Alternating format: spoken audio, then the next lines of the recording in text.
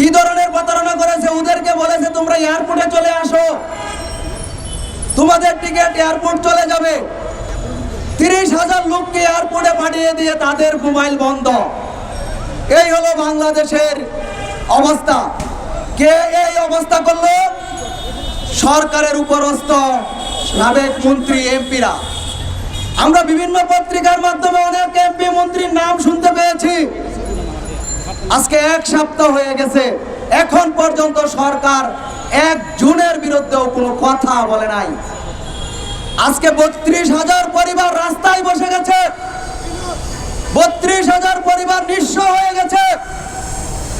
এরকম কত 32,000 পরিবার যে আজ বাংলাদেশে নিঃস্ব হয়ে আছে তার কোনো হিসাব নাই, কিন্তু সরকার তাদের আখের গুছিয়ে যাচ্ছে।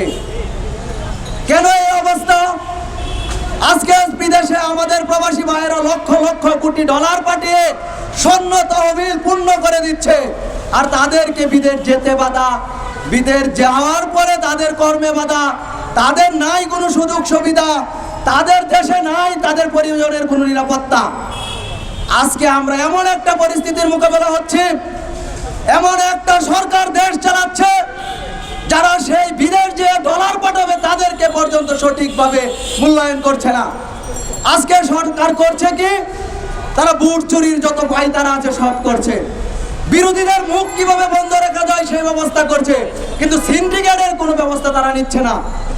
আমরা গণ অধিকার পরিষদের ভাতৃপ্রতিম সংগঠন শ্রমিক অধিকারের মাধ্যমে এদেশের শ্রমজীবী মানুষকে সাথে নিয়ে সরকারকে বার্তা দিতে চাই, অতি দ্রুত মালয়েশিয়া সহ বিভিন্ন দেশে যারা শ্রমিকেরা টাকা দিয়ে আজকে নিঃস্ব হয়ে রাস্তায় রাস্তায় ঘুরছে, তাদের একটা ব্যবস্থা নেন, না হলে তাদেরকে নিয়ে শ্রমিক অধিকার পরিষদে প্রেস ক্লাব নয়, সারা দেশ অচল করে দিবে।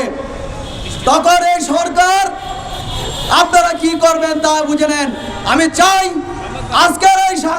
আজকের এই বিক্ষোভ সমাবেশের পর থেকে আপনারা একটা শ্রমিকের সুষ্ঠু ব্যবস্থা নেন। ধন্যবাদ, সকলেই ভালো থাকবেন।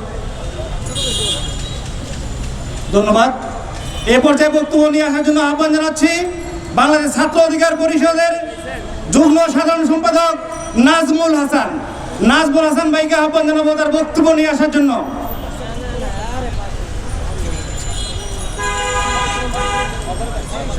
আসসালামু আলাইকুম।